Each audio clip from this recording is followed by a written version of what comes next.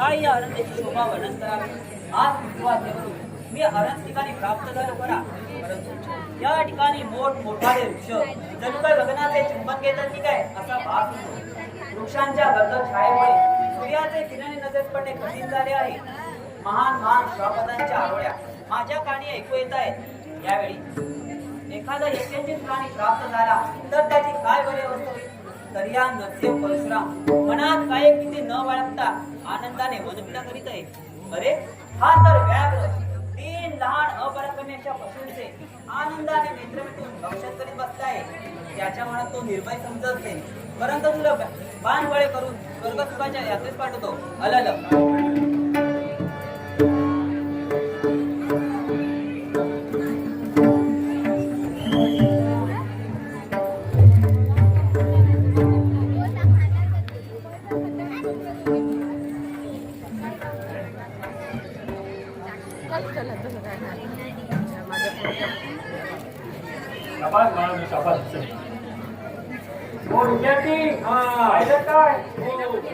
तुळशी बागेत गेली, तुळशी पत्र घेऊन आली, पण अजून या स्त्रियेचा काही पत्ता नाही.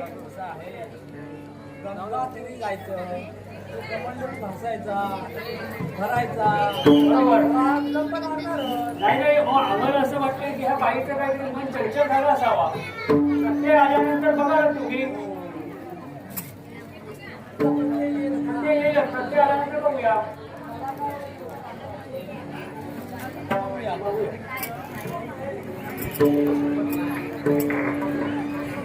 हे चांद्याने दूर उभी राहा. विलंब का विलंब असेल काही म्हणतेस चालून भस्म रे. विलंब का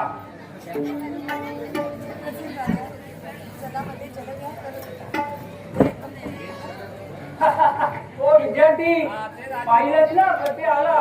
अहो आमच्या मनामध्ये आलं की ह्या बाईचं काहीतरी मन चंचल झालं.